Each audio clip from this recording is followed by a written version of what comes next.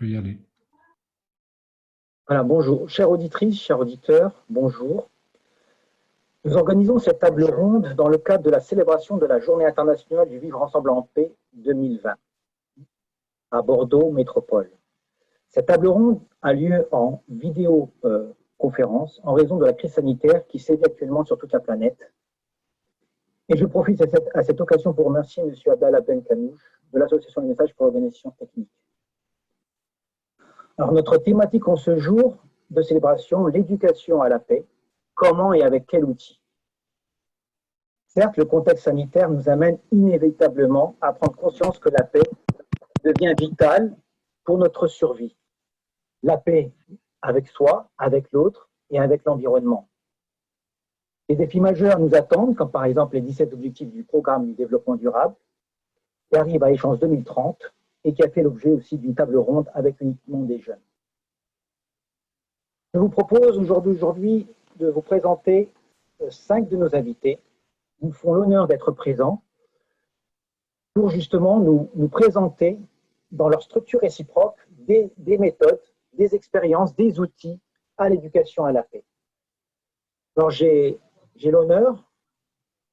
nous avons l'honneur de recevoir Christine Cizelet, qui est présente parmi nous, qui est de Bruxelles. Je vais faire une présentation de Christine. Alors, en 2016, sur une base de sa valorisation des acquis d'expérience, donc elle passe un master en sciences de l'éducation de l'Université de Mons. Vous êtes animé par des valeurs de justice, d'égalité, d'échange, d'expression notamment des personnes, non pas pour des raisons de discrimination. Votre vocation était d'être une institutrice que vous n'avez pas pu suivre et finalement, vous l'êtes aujourd'hui. Vous avez des expériences à l'étranger, notamment au Maroc, où vous avez enseigné le français en immersion aux jeunes enfants. Vous avez également ouvert une école maternelle pilote, école à la maison, qui s'inspire de la pédagogie de Freinet. En Belgique, vous avez enseigné pendant 3 ans à la Scandinavian School of Bruxelles, en français en immersion maternelle et primaire. Et vous êtes engagé également bénévolement à ATD Carmonde, une année aux côtés des enfants, des jeunes et des parents.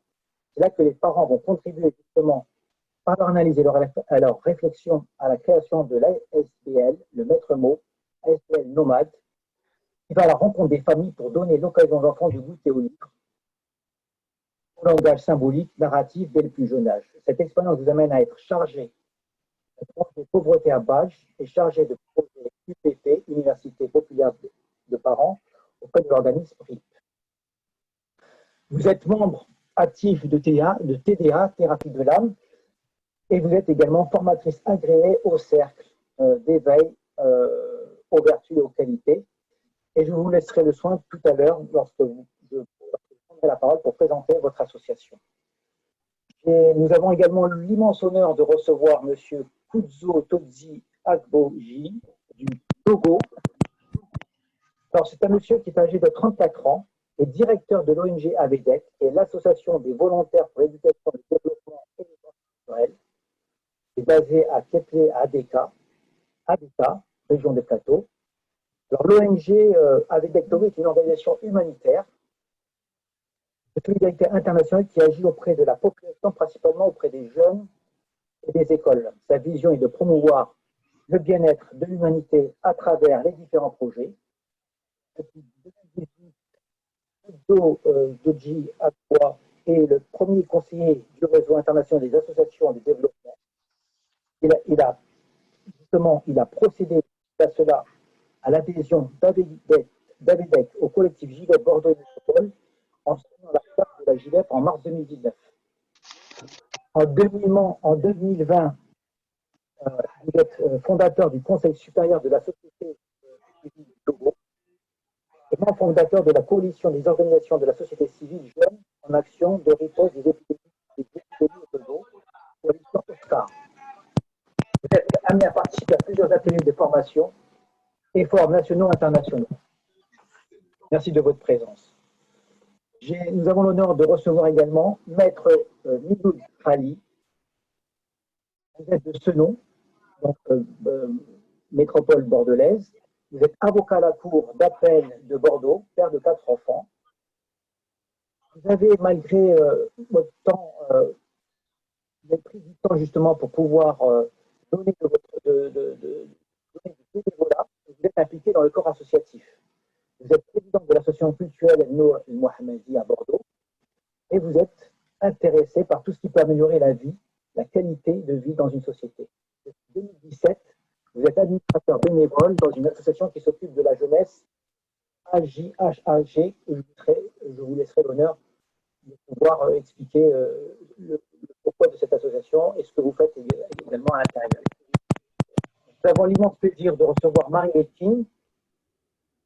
Madame Marie-Étine est une maman de 48 ans, professeure d'anglais depuis 20 ans, passionnée par les relations humaines, ayant toujours eu à cœur de développer des relations harmonieuses avec son propre entourage. Vous êtes intéressé progressivement à divers outils favorisant un mieux-être personnel, sachant que nos relations extérieures ne sont que le reflet de notre propre relation avec soi. Depuis 12 ans, vous êtes engagé dans la pratique que vous avez évaluée la plus efficiente, la méthode d'éducation à la non-violence, à travers des outils simples que vous nous expliquerez tout à l'heure, permettant de fluidifier sa vie et d'être calme et centré en toutes circonstances, en réduisant considérablement son stress. Vous avez formé des milliers de personnes et d'éducateurs et d'enseignants dans le monde. Et aujourd'hui, vous proposez des formations en tant qu'auto-entrepreneur et vous intervenez en France et également à l'étranger. Vous êtes la présidente de la représentation bordelaise du réseau d'entraide et de solidarité Femmes Internationales Union Brisée depuis 12 ans. Et ce réseau, au jour d'aujourd'hui, comprend 360 millions de personnes réparties dans 108 pays qui a pour mission la mise en lien de toutes les personnes participant à un monde meilleur et la réhabilitation des valeurs élevées. Alors, le docteur Latouli Salim ne nous a pas rejoint, donc c'est pas grave, on espère qu'il nous rejoindra tout à l'heure. Alors, ce que nous vous proposons, alors, en reprenant la thématique de ce jour, donc éducation à la paix, comment et avec quel outil, quelles sont donc vos méthodes, vos outils, vos expériences que vous mettez en œuvre pour éduquer à la paix, pour faire goûter justement cette notion de paix. Alors, on n'a pas choisi qui pourrait prendre la parole en premier. La personne qui souhaite la prend. Voilà.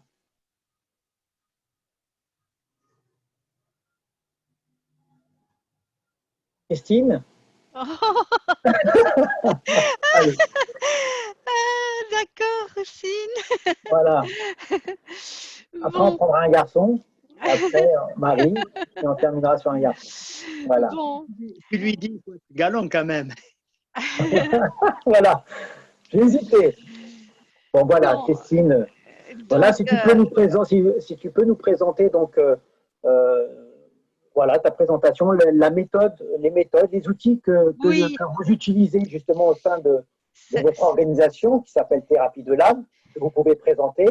Voilà, et voilà, vous avez sur une petite dizaine de minutes pouvoir présenter et puis revenir, on y reviendra après par la suite. D'accord, certainement. Mais donc, voilà, je vais vous présenter, mais je vais pas vous présenter Thérapie de l'âme, ni le Cercle d'éveil aux vertus et aux qualités dans l'ensemble, parce qu'ils vous seront présentés demain dans le cadre de la célébration de la JVEP. Et ils vous seront présentés à travers la vidéo réalisée par la présidente Anne-Lise Vullier, Alice, c'est plus simple, la présidente actuelle de Thérapie de l'âme. Et cette vidéo sera aussi introduite par Younes Aberkan, qui est pédagogue et formateur au sein de la commission formation. Donc, je ne vais pas entrer ici dans un grand développement sur Thérapie de l'âme et sur le cercle d'éveil aux vertus, aux qualités. Qu'on dénomme CEVQ et on aime bien dire c'est vécu parce que c'est très important que ce soit vécu, parce que si ce n'est pas vécu, ben, ce n'est même pas la peine de vouloir le transmettre. Mais par contre, je vais plutôt approfondir certains aspects qui vont contribuer à la qualité du cercle et qui en font, selon un outil d'éducation à la paix. Et à l'échelle scolaire, s'il était appliqué, ça pourrait devenir une véritable alternative pédagogique. Donc, je vais plutôt approfondir certains points. Et je te demande, bien sûr aussi, en tant que gardien du temps, parce que tu connais mon débit. Très bien, je note. Hein. Donc, il est 14h50. Voilà, On se dit, voilà. de On se me dit, dire, voilà, on se dit voilà. 15h. 15h, Donc, voilà.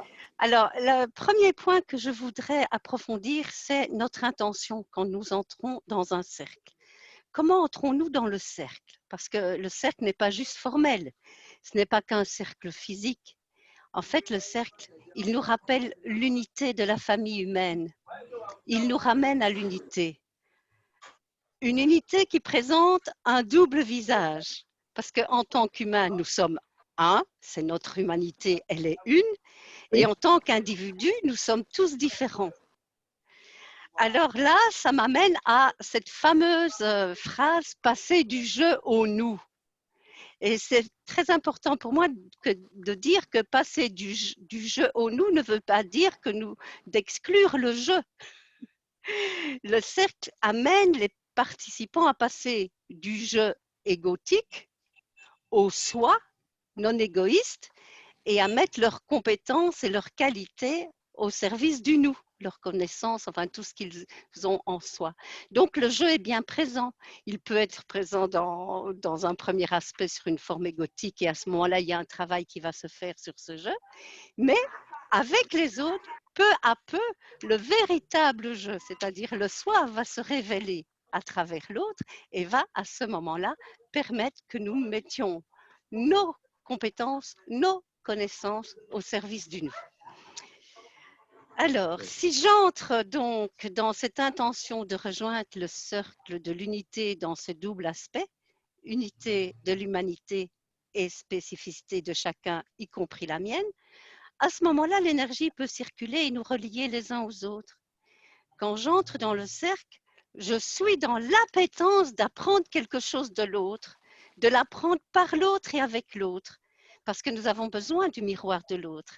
Sinon, voilà, nous ne pourrions pas nous connaître dans ce qui est justement notre soi profond. Alors, je voudrais dire aussi, je n'oublie pas de me dire de rappeler mes sources, parce que tout ça est tiré de sources, bien sûr. J'en viens aux 3 vertus et leur connexion, sincérité, bienveillance et humilité. En fait, la sincérité, c'est de pouvoir accueillir l'état émotionnel, psychologique, d'esprit dans lequel je suis. Si je suis en colère, je ne vais pas me voiler la face. Je vais l'écouter et peut-être le communiquer aux autres qui, par leur accueil sans jugement, vont m'aider à revenir à la sérénité. Il faut bien voir là que nous sommes vraiment dans une notion de polarité. Je prendrai l'image du thermomètre, c'est-à-dire le thermomètre, il a d'un côté la colère qui est l'extrême, voilà, et la sérénité de l'autre côté. Donc, si je suis dans la colère, je suis moins dans la sérénité. Mais par la bienveillance et l'accueil de cet état en moi et par les autres, je peux revenir à l'équilibre. Donc, c'est cette sincérité-là qui fait que tous les états sont accueillis. La bienveillance, c'est aussi d'être attentif à ce que notre parole soit la plus juste possible et ne blesse pas sa formulation, par sa formulation, qu'elle reste dans le respect de l'unité. Voilà. Bon, c'est toujours un effort, bien sûr. Ce n'est pas quelque chose d'acquis. Et en fonction de l'état de chacun, eh bien, ça va se vivre ensemble. Et donc, même si si j'interviens parce que j'ai un point de vue qui est apparemment contradictoire au point de vue de l'autre, je vais être attentif à exprimer le point de vue qui est le mien en étant le plus respectueux possible dans la formulation que je vais utiliser, c'est-à-dire en reconnaissant que son point de vue fait également partie de ce qui est en train de se vivre ensemble. Et l'humilité, c'est être attentif à prendre sa juste place. À la fois ne pas être dominé, ne pas dominer, ne pas exploser son temps de parole au détriment du temps de parole de l'autre. Enfin voilà, c'est cette attention, c'est toujours cette attention constante à ce rayon donc, qui nous relie au centre et qui nous relie à tous les autres présents dans ce cercle. Puis une autre chose qui est selon moi extrêmement importante, c'est ce positionnement égalitaire qui bâtit la confiance en soi et en l'autre. Parce que dans le cercle, tous les apports, quels qu'ils soient, même opposés, même portés par une seule personne, sont pris en compte et mis au service du but commun. C'est ainsi que, par l'effort de chacun, nous allons arriver au consensus qui va dépasser de loin tout ce que nous aurions, tous les apports successifs. 1 plus 1 plus 1 plus 1 plus 1 n'est pas égal au nombre de participants, il va bien au-delà. Et voilà, c'est ce que je voulais vous partager un petit peu à ce niveau-là, sachant que, comme je le dis, tout ça va être exposé demain. Et je voulais vous dire que les sources sont le cercle d'éveil aux vertus et aux qualités, un outil au service de tous. Le cercle des qualités et des vertus, séminaire de grâce qui a eu lieu les 3, 4, 5 mars 2017 en présence du Cheikh Khaled Bentounès. C'est ce que je voulais vous communiquer. Merci à vous. En termes de, juste une petite, peut-être on reviendra peut-être aux questions après, mais concrètement, est-ce que le concept, donc, il est adapté aux enfants également? Il s'agit là, à vous entendre dire, on a l'impression qu'on s'adresse davantage à des adultes, parce que la notion de sincérité, de bienveillance et d'humilité, ce sont aussi des notions qu'on utilise avec les enfants. Est-ce que c'est la même chose? Est-ce qu'il y a des pratiques différentes par rapport à des adultes et des enfants? Aujourd'hui, si on veut éduquer à la paix au sein d'une structure de jeunesse, par exemple, quelle serait la méthode? Est-ce qu'on utiliserait ce que vous avez énoncé là ou on ferait différemment? En fait, ce qui est extrêmement important, c'est justement si avec les enfants, c'est la transmission par le témoignage vécu de la personne qui est avec les enfants. C'est à ce niveau-là, les enfants sont extrêmement sensibles. On ne va pas commencer à expliquer l'humilité. Enfin bon, voilà, c'est pas à ce niveau-là. Il y a évidemment des moyens adaptés, il y a des outils adaptés, il y a des albums jeunesse, il y a des livres, il y a différentes, il y a c'est aussi l'attitude de l'accompagnant qui va transmettre. Et c'est pour ça qu'à ce niveau-là, c'est pour ça qu'on insiste sur le fait que c'est vécu. Parce que si ce qui est dit ici n'est pas intégré et n'est pas vécu par les accompagnants, les enfants, comme je le disais, sont extrêmement sensibles à l'aspect non verbal et à plein d'aspects qui nous échappent. Donc voilà, je pense que là, on entre, mais oui, bien sûr, c'est pour ça que j'avais aussi ce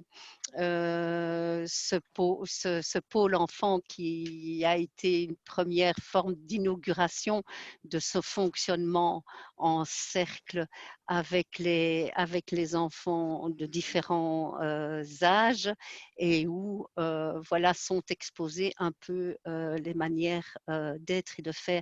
Mais la toute première chose à savoir, c'est que la première chose, c'est de s'appliquer à soi-même ce que nous prônons. Parce que si nous ne l'appliquons pas à nous-mêmes, si dans nos échanges, par exemple entre animateurs, je n'écoute pas l'autre, ou je lui coupe la parole, ou enfin bon, tout ça, ça va être perçu. Et dès que nous ne sommes pas en comment je vais dire, je ne trouve plus le mot, mais bon, dès que nous ne sommes pas ajustés à ce que nous proposons, eh bien, quelque part, nous décrédibilisons. Mais en même temps, nous sommes aussi humains et nous pouvons dire à l'enfant, aujourd'hui, je ne suis pas en écoute. Personne n'est. Je peux être le dernier un jour. Et si je le reconnais auprès de l'enfant, je dis, ah ben oui, là, pardonne-moi, je ne t'ai vraiment pas respecté, je n'ai pas. Donc, c'est toujours cette attention que nous ne sommes pas dans quelque chose, dans la perfection. Nous sommes tous en construction de cette manière d'être à soi et aux autres. Tout à fait. Donc ça demande quand même à éduquer quand même des adultes, donc ou les personnes en charge des enfants quand même. Ça demande une formation, voilà, une Oui. expérimentation pour pouvoir justement transmettre après auprès des enfants. Là, merci Christine. Là, je donne la parole à Maître Milou Drali. Vous faites partie d'une association qui s'appelle l'AJHAG, vous pouvez nous en parler, et peut-être témoigner d'expérience justement de cette éducation à la paix, parce que vous êtes en contact, je pense, de jeunes, donc c'est une structure, voilà, une structure qui s'occupe de jeunes, c'est ça? Oui, donc bonjour à tous. Je me présente, c'est Milou Gali, je suis avocat au barreau de Bordeaux et je suis administrateur bénévole dans une association AJAG Rive Droite, implantée exactement sur ce nom. J'y suis depuis quelques années. Honnêtement, j'étais invité un jour en 2016 pour assister à l'assemblée générale de cette association. Donc, les responsables de celle-ci m'ont exprimé et m'ont un peu expliqué le fonctionnement et le but de cette association. Et aussitôt, j'ai adhéré à ces actions. Sinon, pour synthétiser un peu l'action de cette association, elle s'occupe des jeunes en difficulté, difficultés au pluriel, hein, c'est-à-dire soit le décrochage scolaire, soit les difficultés au sein de la famille, difficultés dont les enfants sont victimes plus qu'autre chose, soit ça dépend de l'âge de l'enfant. De toute façon, elle s'occupe, cette association, d'enfants à partir de 12 ans jusqu'à 25 ans. Elle reçoit ses subventions du Conseil général, mais au-delà des actions un peu psychologiques de soutien, de suivi et d'accompagnement, soit individuel, soit action collective, moi, ce qui me plaît dans c'est la deuxième anniversaire aussi, c'est ça, deuxième anniversaire de la Libet. C'est l'année dernière, on a célébré la première édition. C'est la deuxième édition sur Bordeaux. Mais sinon, ça fait au niveau international, c'est la troisième édition. Hein. Voilà. Mais sur Bordeaux, effectivement, c'est la deuxième édition. Voilà. Moi, j'aimerais bien revenir sur le thème de l'éducation à la paix. Voilà, l'éducation à la paix, c'est un peu. J'aimerais bien. Je vous en prie, maître. Justement, ce qui nous intéresse, c'est une structure. L'éducation à la paix, moi, à mon sens, déjà, il comporte deux notions. La notion d'éducation et la notion de paix. Donc, Christine, comme d'habitude, elle est riche d'expérience. Chaque fois, elle nous ramène de l'apaisement. Quand je l'entends, apaisement. Parce que je la connais, j'ai eu cette chance de la connaître. Son discours, ses paroles viennent du cœur avec conviction. Et elle, c'est-à-dire au-delà de phrases, c'est une thérapie pour la personne qui reçoit ce message. Donc, moi, qu'est-ce que je dis? Cette valeur de l'éducation, si on va parler de l'éducation, on va pas finir. C'est un thème passionnant et personne ne va dire le contraire. Moi, je pose des questions pour synthétiser. Est-ce que cette notion, c'est le souhait d'une, on va dire, de personnes, un souhait d'une population, ou cette éducation à la paix va être adoptée et va être défendue par les pouvoirs publics? C'est ça la Alors, question. justement, pour répondre à votre question, c'est que l'éducation à la paix, au jour d'aujourd'hui, certes, elle est véhiculée à travers la Journée internationale du vivre ensemble en paix, mais au jour d'aujourd'hui, comme on l'avait dit au départ, vu le contexte sanitaire au jour d'aujourd'hui, la paix paraît vitale. La paix en soi, la paix avec les autres, la paix avec la nature. Je pense qu'au jour d'aujourd'hui, la paix, elle est, vu la crise sanitaire, vu ce que nous avons vécu, je pense que cette éducation, elle est plus que urgente pour pouvoir relever tous les défis. Au jour d'aujourd'hui, la question ne se pose, je pense, ne se pose même plus. Au jour d'aujourd'hui, on doit aller vers cette éducation, qu'elle doit rentrer dans les écoles. Et c'est pour ça, ce qui serait intéressant de savoir, c'est dans votre structure, dans votre association, est-ce qu'il y a des expériences, peut-être des méthodes alternatives que vous avez essayées, que ce soit par l'écoute ou par rapport à tous ces jeunes justement qui sont en décrochage scolaire? Est-ce que le vivre ensemble, le faire ensemble, c'est quelque chose que vous travaillez? Est-ce qu'il y a, voilà, est-ce qu'on aurait besoin de votre expérience, en fait, de témoignages de ce qui se passe au sein de votre entourage? Pour cette question, parce que l'éducation à la c'était bien qui a pour but de cette paix, de la matériellement. Tu me dis, donc les actions menées, soit le Prado, d'associations ici à Bordeaux, ils ont des soit psychologiques, mais c'est certain qu'ils ont une finalité, un vivre en c'est clair. C'est-à-dire, je cite un exemple, si un gamin vit dans une... On vous entend pas bien, maître. Hein. Est-ce que vous pouvez vous approcher, vous approcher de l'ordinateur? Je démontre qu'il va aller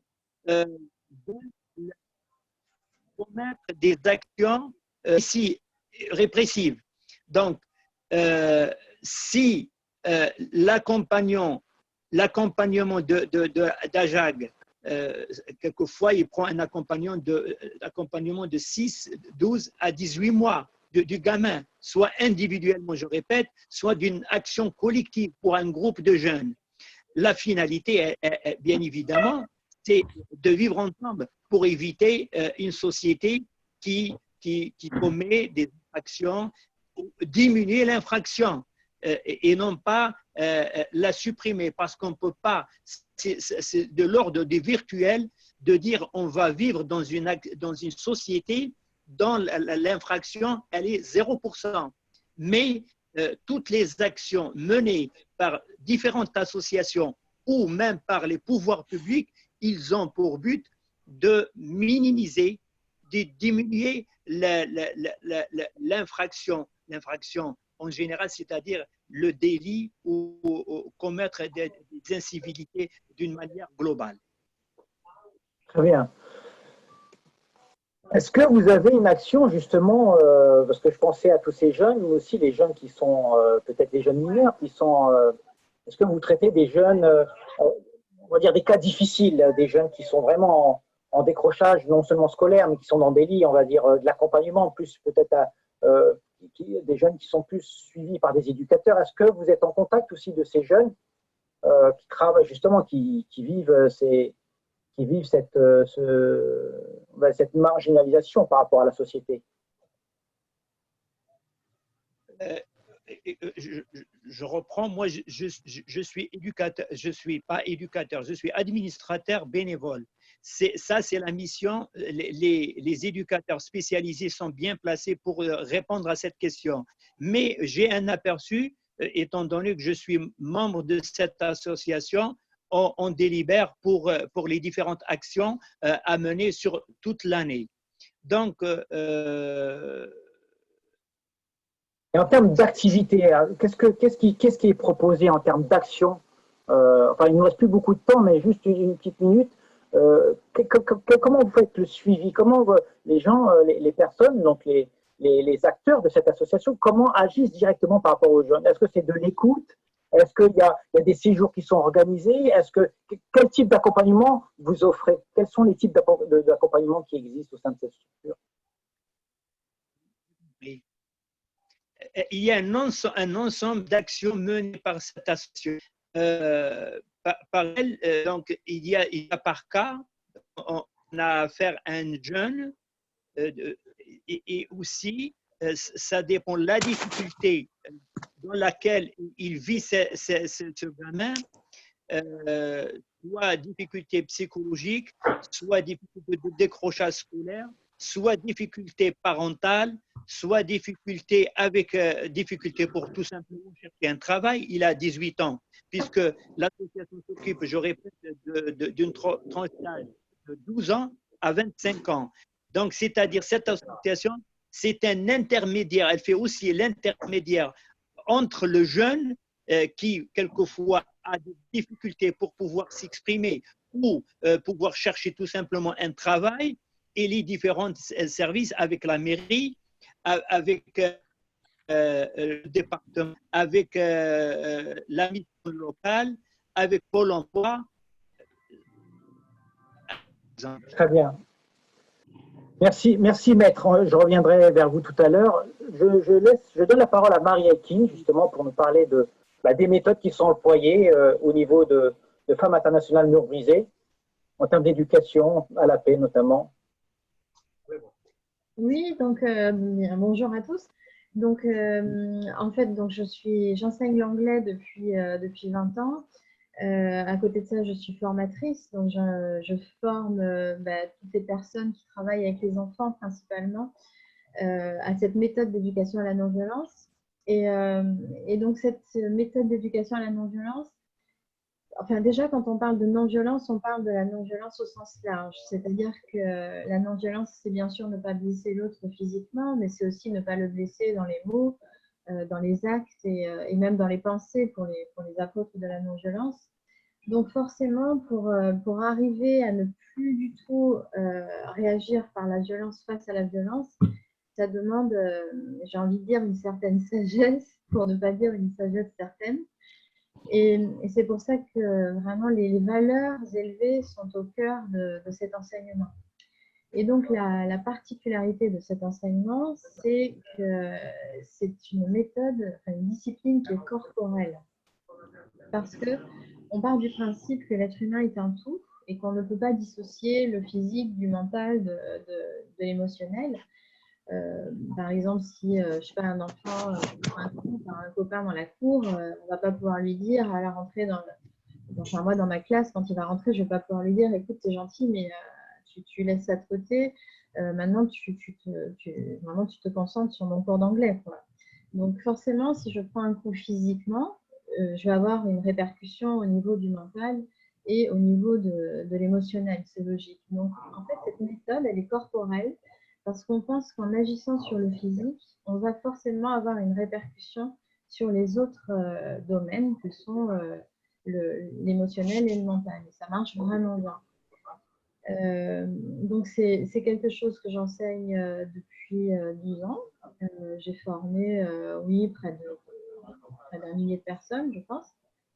Beaucoup d'enseignants parce que je suis moi-même enseignante et que voilà. Et ça change vraiment.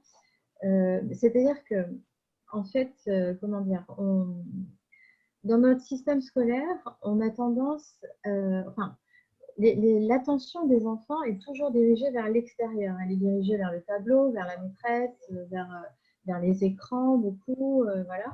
Mais à aucun moment, on apprend aux enfants à diriger leur attention vers l'intérieur et donc à être à l'écoute de leur ressenti. Sachant que c'est quand même la base, puisque souvent, enfin, plus on va refouler ce qu'on ressent, nos émotions, et moins on sera en accordance avec soi-même. Donc, l'attention des enfants est souvent dirigée vers l'extérieur, elle est très peu dirigée vers l'intérieur. Et en fait, cette discipline, elle va leur apprendre par la respiration, la visualisation et une gestuelle lente, elle va leur apprendre à diriger leur attention vers l'intérieur. Et en fait, petit à petit, avec tous ces exercices, ils vont apprendre, ils vont intégrer un état d'esprit à la non-violence, comme nous on l'appelle. Voilà, c'est-à-dire que face à une agression, là où avant ils auraient réagi par une agression, alors quand je dis face à une agression, ça peut être quelque chose que nous on considère comme une agression, mais qui n'en est pas forcément une, on est d'accord. Parfois on se sent agressé alors que c'est absolument pas le cas. Et donc l'enfant, là où il se sent agressé, en fait, progressivement, il va réussir grâce à plein d'outils, ce que nous on appelle les 12 clés. Donc, donc dans les 12 clés, il y a apprendre à bien se centrer, il y a apprendre à percevoir l'autre au-delà des apparences, au-delà des préjugés, apprendre à voir la beauté de son cœur, apprendre à percevoir tout son potentiel, toutes ses ressources qu'il a. Donc ça, c'est une clé. On a une autre clé qui est apprendre à se centrer, une autre qui va être d'apprendre à poser ses limites, à se respecter, à respecter les autres, etc. Et donc, toutes ces clés vont progressivement permettre à l'enfant de réagir différemment face à une agression. Quelque chose qui est perçu comme une agression. Et j'avais une idée en tête. Oui, c'est quelque chose qui est fabuleux parce que aujourd'hui, face à l'agitation des enfants, face à leur agressivité, leur violence, et tout, on n'a pas, j'ai envie de dire, on n'a pas 36 solutions. Soit on les contraint à cesser d'être agités. Donc on va, je sais pas, souvent dans les écoles, c'est l'échelle des sanctions. Donc, l'échelle des sanctions va leur, par la menace, en fait, on va les contraindre à cesser d'être agités. Soit on va leur donner des outils pour acquérir une autonomie et devenir, oui, c'est ça, responsable, en fait. Et en fait, ça change tout parce que, ça, si tu veux, on en revient toujours à la question de base qu'on devrait toujours se poser quand on travaille avec les enfants. C'est quel citoyen je veux pour l'humanité de demain. Est-ce que je veux contribuer à faire des citoyens autonomes et responsables, ou est-ce que je veux contribuer à faire des citoyens dociles et obéissants, tu vois. Donc, si tu veux, quand l'idée de leur donner des outils pour les aider à être autonomes, c'est juste formidable parce que ça marche vraiment bien. Et puis, c'est le fait que ça passe par le corps aussi, ils se l'approprient très facilement. Donc, en fait, concrètement parlant, par le corps, on leur apprend des petits enchaînements de mouvements qui sont dans la lenteur, c'est-à-dire que voilà, ça fait des gestes lents, oui, tu vois, ils vont, voilà. Et donc, chaque geste va correspondre à une idée, par exemple l'idée de se centrer, l'idée de respecter, de considérer l'autre, de le regarder avec les yeux du cœur, etc. L'idée de laisser passer l'agression, etc. Mais tout ça, on va le faire physiquement. Et à force de le faire physiquement, l'enfant, il va intégrer cet état d'esprit de non-violence. Voilà. Et donc ça, moi je l'enseigne beaucoup aux enseignants, évidemment, puisque je suis moi-même enseignante, mais je l'enseigne aux parents, aux éducateurs, à tous ceux qui travaillent avec les enfants. Et ça change vraiment complètement, ça change vraiment les enfants. C'est-à-dire que j'ai des dizaines et des centaines de témoignages d'instit ou de personnes qui travaillent avec les enfants qui disent « mais heureusement que j'ai eu ça ». Parce que du coup, maintenant, je vais avec plaisir dans ma classe, parce que les enfants se respectent. Ça a amené une autre dimension. Ils se regardent avec d'autres yeux, et ils se prennent en compte les uns les autres. Voilà. Donc, ils deviennent plus sereins, beaucoup plus calmes, parce qu'on leur apprend à diriger leur attention vers l'intérieur. On leur apprend à gérer leur agitation, leur stress, leur nervosité. Et voilà, ça change tout, en fait. Quand vous dites les jeunes, ça s'adresse à quelle tranche d'âge? À moins qu'il n'y ait pas de tranche d'âge. Oui, est-ce que la méthode elle est la même que les adultes, ou Est-ce que c'est adapté par rapport aux âges? Est-ce que c'est les mêmes techniques, c'est les mêmes outils, les mêmes méthodes? C'est comment, voilà. Oui, oui, c'est une très bonne question. Alors, moi, dans mes formations, quand j'ai par exemple des assistantes maternelles ou des ATSEM, enfin, les ATSEM encore, ils ont 3 ans, donc ça va.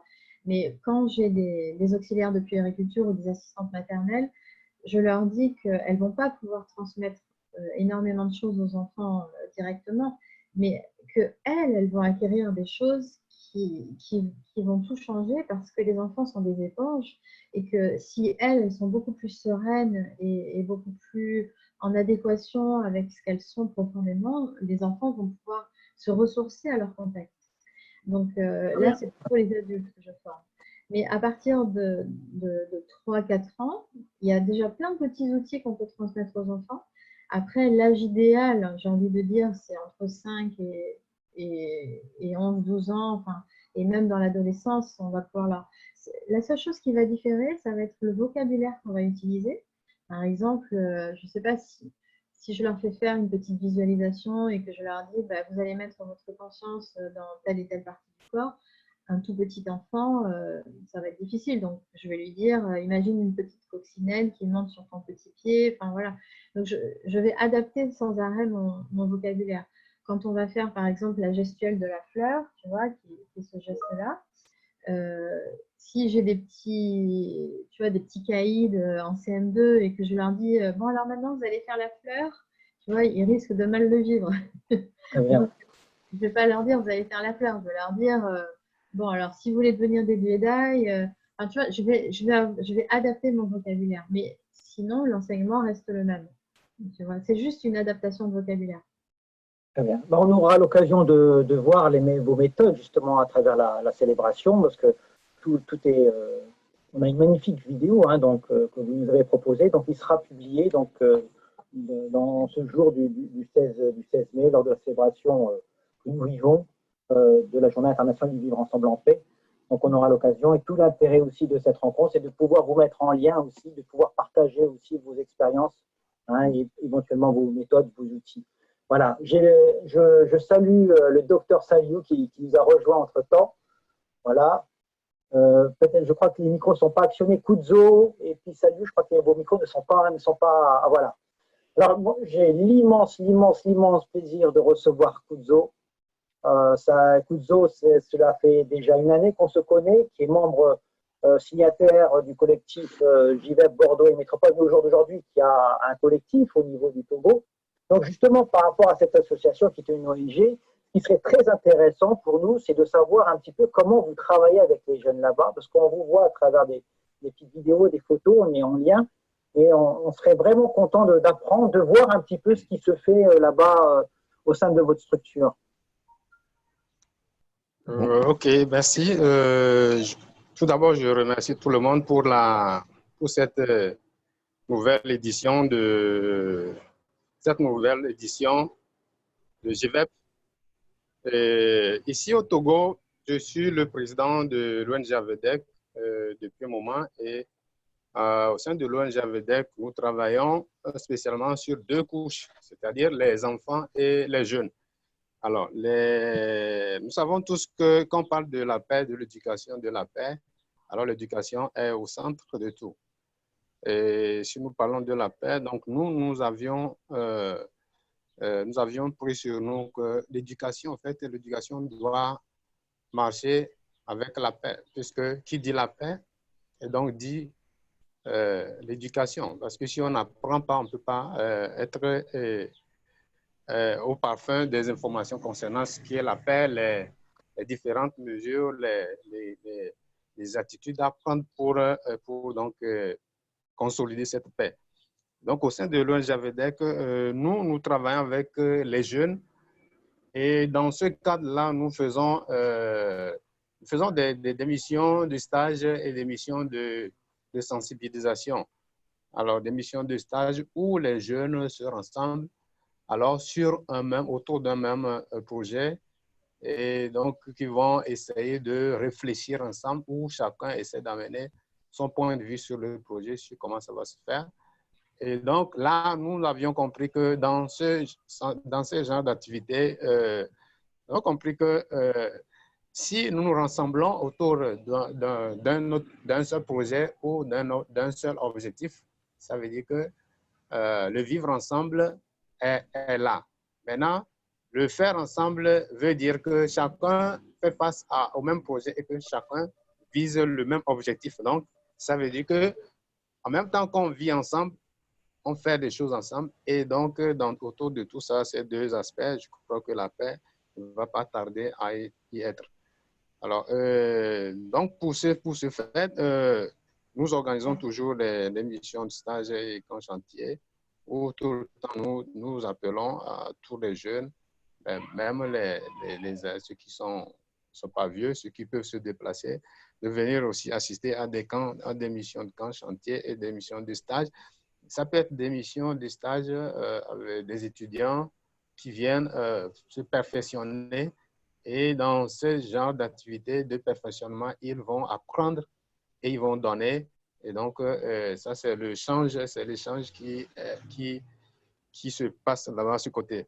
Maintenant, pour ce qui concerne les jeunes, les enfants, nous savons que quand aujourd'hui, les gens n'ont pas une bonne attitude, les gens ils se comportent comme ils veulent, c'est parce que du moment où ils ont grandi, ils ont l'autonomie, ils ont l'autorité de faire les choses sans être contrôlés des fois. Parce que c'est vrai qu'il y a le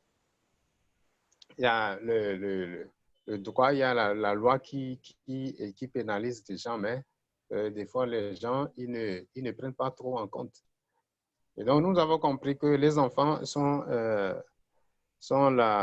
l'avenir, sont l'avenir du monde entier et que ces enfants, s'ils ne sont pas bien formés, bien informés sur certains aspects de la vie, le même mal ou bien le même problème va toujours persister.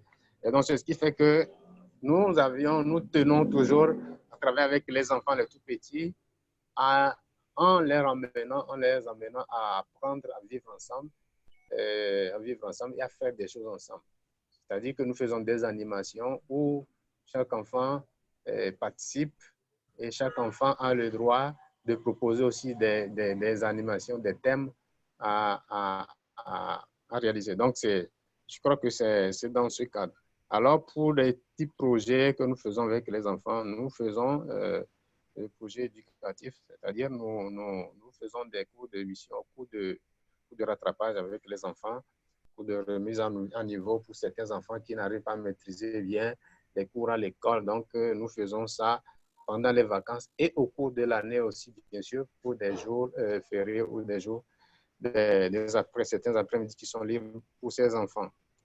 Et nous faisons des accompagnements scolaires aussi, souvent pendant les congés, pendant les vacances plutôt, ou vers la fin des vacances, nous faisons des kits scolaires pour chaque enfant que nous donnons à chaque enfant qui sont dans le besoin, parce que tous les enfants ne sont pas dans le besoin, mais nous privilégions surtout les enfants qui sont dans le besoin, qui ont vraiment envie d'aller aussi à l'école, parce que si certains enfants doivent être à l'école, que d'autres vont être à la maison, là, le vivre ensemble la chaîne de vivre ensemble peut être coupée et que les autres ils vont se dire, mais eux, ils sont délaissés de côté et que les autres seront à l'école, ça ne va pas bien aller. Donc, dans ce cadre-là, nous faisons tout pour aussi donner des kits scolaires à certains enfants qui sont vraiment dans le besoin pour qu'ils puissent partir avec les autres ensemble à l'école. Pendant les congés aussi, nous faisons des projets de Noël pour les enfants.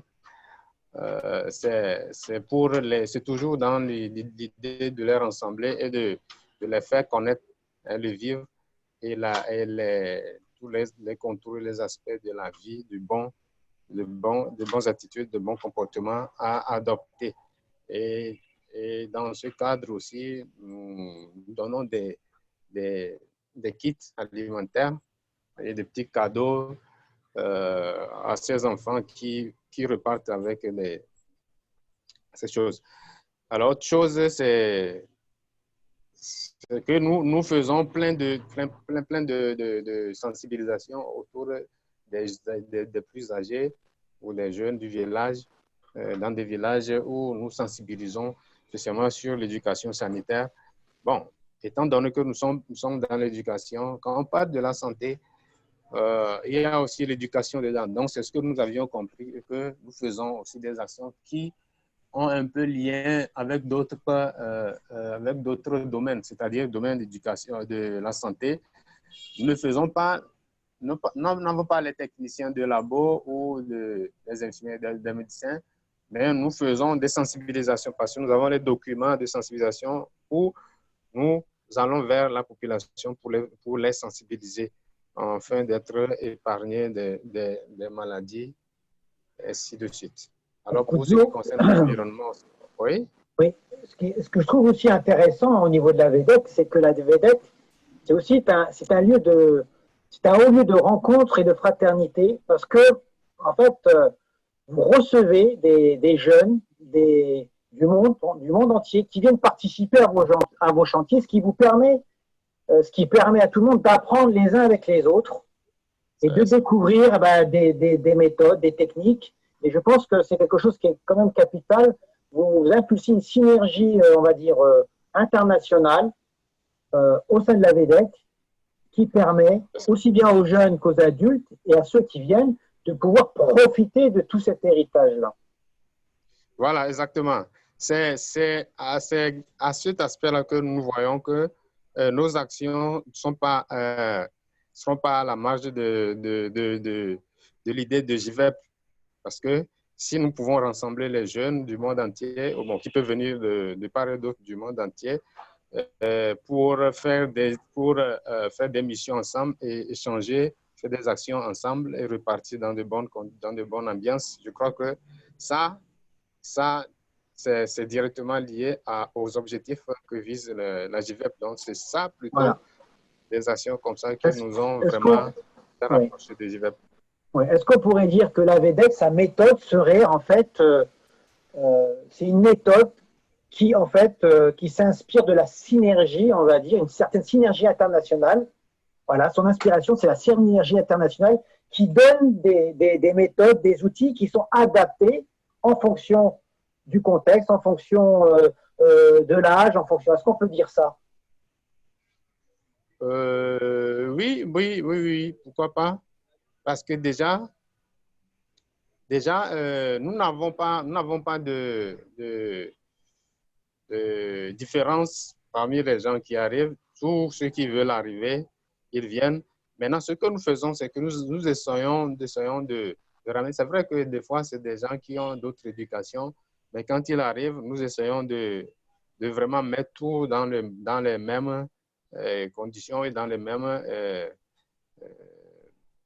directions.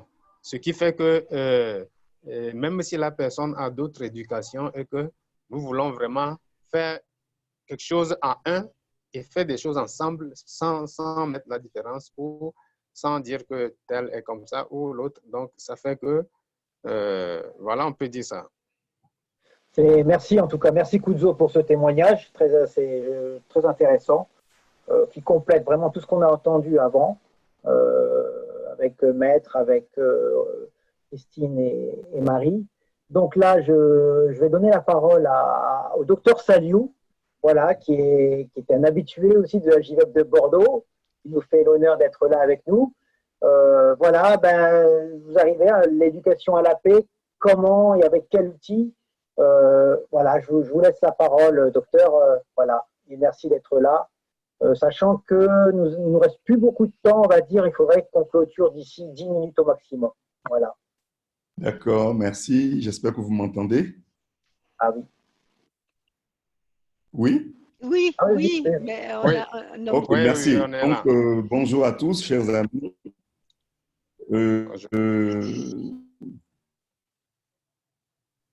Aussi pour le retard, j'ai eu quelques petits problèmes techniques pour vous rejoindre. Je suis très ravi de participer à cette réunion avec vous. Effectivement, au niveau du Bénin, pour les 2 premières éditions, nous avons beaucoup travaillé avec les jeunes scouts du Bénin et nous comptions organiser les jeunes pendant les vacances prochaines pour pouvoir organiser des cercles. Parce que l'outil sur lequel que nous avons déjà expérimenté avec des tout petits au Bénin, c'est le cercle. Cette notion de cercle où Et je trouve que ça marche très bien, aussi bien avec les adultes qu'avec les tout petits. Parce que grâce à cette notion de cercle, même plusieurs associations qui n'arrivaient pas à travailler ensemble, nous avons pu organiser le travail ensemble avec eux en respectant, en adoptant, parce qu'on les a amenés en leur expliquant cette notion de cercle, de pouvoir adopter d'autres attitudes qui facilitent le vivre ensemble et le faire ensemble. Puisqu'il ne nous reste plus beaucoup de temps, en quelques mots, vous savez, le cercle est un symbole universel. Et aussi, je dirais que c'est d'abord une attitude. C'est une attitude qui est l'opposé de l'attitude pyramidale. Dans les structures pyramidales, vous avez les autres en bas, d'autres au milieu et un sommet qui peut être une seule personne ou un groupe de personnes. Mais vous savez que la structure pyramidale engendre une compétition. La structure pyramidale engendre la compétition, alors que dans l'attitude dans le cercle, nous sommes tous comme des perles d'un même chapelet, à égale distance du centre. Et à ce moment-là, dans ce cercle, chacun vient à enrichir le cercle. Le cercle est constitué de différents points que constituent différents individus ou différentes associations. Donc, c'est le cercle des valeurs. Chacun apporte ce qu'il a de bien.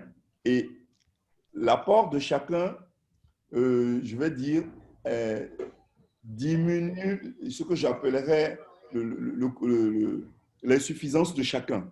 Parce que nous nous enrichissons mutuellement des qualités des autres. C'est le cercle des qualités et des vertus. Mais ce qui est important, ce qu'on fait apprendre aux jeunes, dans le cercle, il n'y a pas de supérieur, d'inférieur. Ça, c'est d'abord cette première attitude, ce qui permet vraiment d'être humble, de pouvoir donner à l'autre la considération qu'on se donne à soi-même et aussi d'éviter de faire à l'autre ce qu'on ne voudrait pas qu'on vous fasse. Et en général, je vous assure, ça permet de dégonfler, les égos reviennent presque tous au même niveau et vraiment baissent les bras. Les épaules ne sont plus haussées et voilà. Et le deuxième élément aussi qu'on apprend vraiment dans l'attitude du cercle, c'est l'écoute. On apprend à écouter l'autre, à réfléchir à s'enrichir de ce au lieu de réagir, d'agir, de pouvoir à son tour renchérir, apporter, soit appuyer ou soulever une nuance, ainsi de suite. Et on apprend aussi dans le cercle à ce que même si vous avez une position diamétralement opposée, ce n'est qu'une richesse, ce n'est pas de l'affrontement. On peut avoir des avis opposés, très différents et opposés, mais cela ne doit pas entraîner un conflit ou une attitude agressive. Voilà. Donc, dans cette attitude du cercle aussi, on apprend aux jeunes à respecter l'autre et à utiliser les mots justes pour exprimer ce que l'on ressent. Et aussi à être authentique, à ne pas feindre. On est libre de penser ce qu'on veut, mais tout en respectant l'autre et en trouvant les mots justes pour pouvoir l'exprimer. Est-ce que le fait de mettre les enfants en cercle, sans rien leur dire, juste les mettre en cercle, déjà, ça a son effet? Est-ce que le cercle agit déjà au niveau des enfants? Absolument, absolument. Et ce qui m'étonne, en général, lorsque vous expérimentez avec un petit groupe, ils sont demandeurs, les jeunes, ils sont demandeurs. Ils sont heureux d'être là, de se regarder, de s'observer. Et c'est très opérationnel, c'est magique. C'est vraiment magique. Et nous essayons de leur... En fait, pour l'éducation, c'est que dans le cercle, vous apprenez à être d'abord vous-même, être un point qui est une source de paix. Parce que il faut que chaque point du cercle soit un point source de paix. Et on enrichit tout le monde, on s'enrichit mutuellement de cette source. Et vous voyez ce que ça peut faire comme, comment je vais dire, ça fait des effets de vagues. Voilà. Alors, c'est très, très, très intéressant votre témoignage. Et est-ce qu'au jour d'aujourd'hui, C'est vrai que ces pratiques s'installent plutôt dans le monde associatif, ce sont des expériences et des choses qu'on pratique, qu'on essaie de pratiquer. Est-ce qu'il n'y a pas une proposition ou peut-être une école qui serait intéressée, ou est-ce qu'il n'y a pas moyen de faire cette proposition-là au niveau de l'éducation nationale, que ce soit au Bénin, au Togo, en France ou en Belgique? Est-ce qu'au jour d'aujourd'hui, il n'y a pas une… C'est un besoin, parce que ces témoignages sont très, très forts. C'est très, on a envie de faire partager ça dans les écoles, parce que c'est vrai que les écoles, bon, on voit bien comment sont disposées les salles, on voit bien comment, bon, on voit bien, bon, il y a le professeur, il y a les élèves qui viennent après, le fonctionnement est quand même, on peut dire, pyramidal, il n'y a pas de cercle, donc déjà, c'est vrai qu'au niveau de l'espace, il y a un souci au niveau même de la disposition des élèves. Est-ce que vous travaillez un petit peu dans ce sens-là? Ça sera un petit peu la fin, juste un petit mot chacun par rapport à justement à promouvoir ce que vous dites, hein, la méthode que tu viens de nous donner, docteur Saliou, que je n'ai pas présenté, hein, je vais le présenter rapidement. Alors, docteur Saliou Latouji, donc il est né à Pointe-Noire, en République du Congo. Vous êtes béninois, vous êtes en famille et vous êtes pharmacien biologiste. Vous avez étudié à Porto Novo et à Besançon. Vous êtes un militant actif du dialogue interreligieux. Vous représentez le Cheikh Kalbentounès à travers la voie soufie Chadilia Darkawiya Alawiya au Bénin. Vous êtes fondateur et président de l'association Les Amis de l'Islam au Bénin. 2011-2012, vous avez été ambassadeur de développement, business développeur et coach premier degré d'Afrique. Vous êtes président de l'association Aïssa Bénin. Et vous êtes président du conseil d'administration de l'Institut Africain Ibn Battuta. C'est un institut d'enseignement supérieur de la langue arabe et de la culture islamique. En termes d'activité, vous avez participé au symposium international sur le dialogue interreligieux et interculturel organisé par le Centre panafricain de prospective sociale à Cotonou. Et en mai 2018, vous avez lancé la première édition de la Journée internationale du vivre ensemble en paix au Bénin, en collaboration avec des organisations de la société civile. Voilà pour vous présenter. Donc là, juste un petit mot par rapport à ce que j'ai dit juste un petit peu avant. Vous êtes force de proposition au jour d'aujourd'hui, tous les 5, vous êtes force de proposition. Et serait-il pas temps de promouvoir cette connaissance, cette pratique, justement auprès des institutions, et notamment au niveau des écoles? Alors, peut-être qui peut prendre la parole? Je reprends Saliou, ou peut-être… Oui, ça me ouais, Saliou. Oui, merci. Je pense que c'est vraiment, depuis que j'écoutais mes autres amis, c'est le moment qu'on appuie sur l'accélérateur. Nous avons un projet, en tout cas, de contacter un certain nombre d'établissements pour pouvoir créer des cercles de travail avec les jeunes. Et je pense que si on peut déjà réussir ça, parce qu'il faut qu'on l'expérimente, qu'on ait des résultats avant de pouvoir le proposer peut-être au niveau de l'université. Très bien, oui, tout à fait. Voilà. Merci. Marie, je sais, vous êtes dans le domaine, vous êtes dans l'enseignement, donc justement, comment l'école, l'éducation nationale perçoit ces pratiques-là, la pratique que vous l'avez déjà, je pense, proposée déjà, parce que vous formez des éducateurs, mais est-ce que ça peut aller au-delà? Enfin, quel est l'impact que vous avez au niveau de l'éducation nationale? Moi, pour l'instant, je ne suis intervenue que dans les écoles privées, jamais dans le public, parce que la porte d'entrée dans les établissements publics, c'est quand même très compliqué. Donc, il y a encore beaucoup de travail à faire, je pense. Parce que là, ce qu'on note, c'est beaucoup de souffrance chez les enfants, beaucoup de souffrance chez les enseignants. Donc là, c'est sûr qu'il y a du travail. D'accord. Maître Rally, vous pouvez dire un mot? Son micro est coupé. Alors oui, Christine? Je ne sais, mon micro est ouvert? Oui, il est ouvert, on t'entend. Oui, d'accord. Je pense que vous avez aussi une bonne expérience. Oui, bien sûr. Nous sommes intervenus à la demande d'une petite école, une école maternelle à Casablanca qui travaillait avec les enfants d'un bidonville justement et nous sommes allés nous avons travaillé ensemble le projet pédagogique avec les enseignantes et puis nous sommes allés sur place. Nous avons fait le cercle avec elles. Ça a été vraiment un très très beau projet pour donc initier des pratiques qui permettent aux enfants d'être justement le mieux en paix possible, mais tout en leur donnant en leur permettant de développer leur potentiel. Parce que là, il y a aussi une question de justice et de leur permettre de prendre leur place dans la société. Et donc, ça a été un projet qui a été mené de part et d'autre, tous ensemble, sur pied d'égalité de nouveau. Nous ne voulions pas arriver comme ceux qui connaissaient et qui avaient tout en main, puisque là, dans ce fonctionnement en cercle, en fait, on sait que chacun a une part qui va contribuer à ce qui va advenir en finale. Et donc, c'est ça, ça a été une expérience très riche. Et puis, ici, à Bruxelles, nous sommes en train aussi de mettre en œuvre, si je puis dire, un projet de crèche et école maternelle, c'est-à-dire qui serait dans un même espace. Voilà, et où nous sommes en train de construire le projet pour qu'il fonctionne en cercle à tous les niveaux, si je puis dire. Et voilà, et il y a à Almer, vous savez bien que ça y est, c'est une école. J'allais l'annoncer, voilà.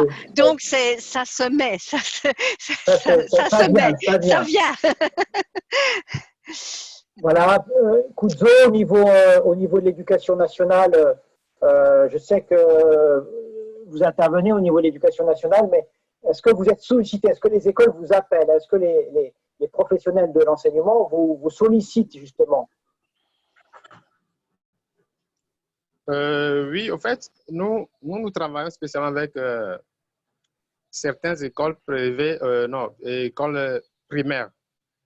Et donc, nous avons une école primaire avec laquelle nous voudrions faire un partenariat avec une autre école en France, à Bristol. Bon, je ne sais pas si vous connaissez un peu la région. Ça? Et donc, cette école, nous voudrions commencer le projet. Ça ne fait pas longtemps quand la pandémie à COVID-19 a tout basculé. Donc, pour le moment, c'est au ralenti. On attend que Covid passe. Après, j'espère qu'on va devoir vraiment penser à cette méthode du cercle qui est vraiment fondamentale dans le vivre ensemble en paix. Donc, écoutez, que de bonnes nouvelles. Que de bonnes nouvelles. Oui. En tout cas, on est heureux de voir cet espoir-là grandir. Peut-être un dernier petit mot, Maître Milout, mes petits mots, 30 secondes, voilà, par rapport à... Aussi, je vais vous saluer parce que je dois y aller, mais ouais. je suis très heureuse d'écouter les autres intervenants. J'espère qu'on aura l'occasion de se revoir. Christine, si vous venez à Bordeaux, j'espère qu'on se rencontrera. Ah oui. Et puis, bon, vous êtes un peu loin en Afrique. Je pense que ce que je vais faire, c'est que je vais donner vos adresses mail. Je vais vous partager les adresses mail, comme ce qui vous permettra d'être en lien et éventuellement de pouvoir partager vos pratiques. Oui, super. Je vous remercie. Ça. Voilà. Merci, Christine. Merci, Marie plutôt.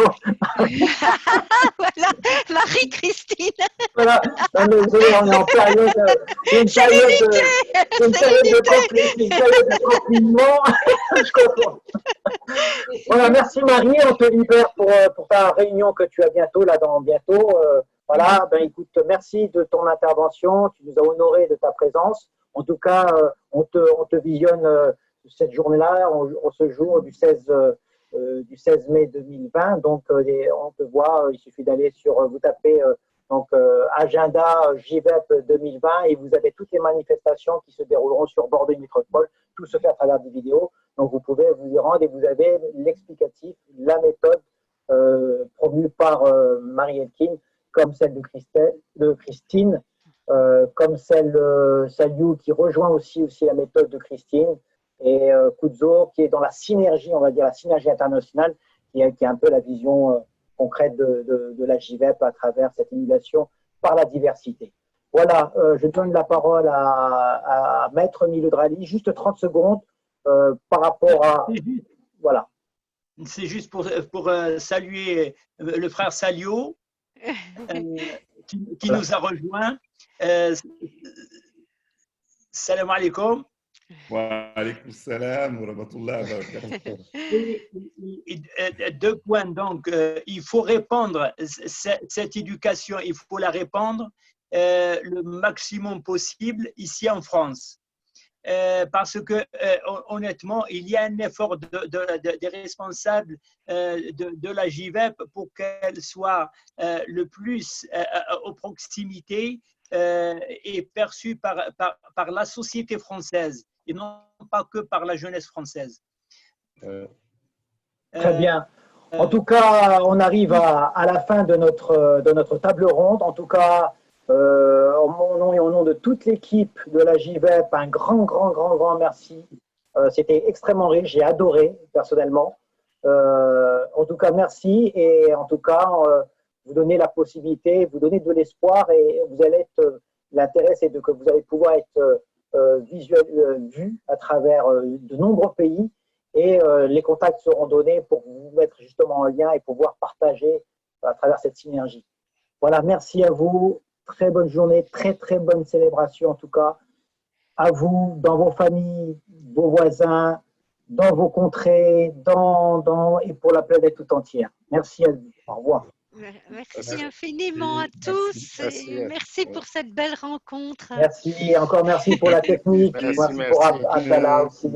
Ouzo, à bientôt. Docteur Sadio, Maître Alexis, Christine. Merci. À bientôt. Merci.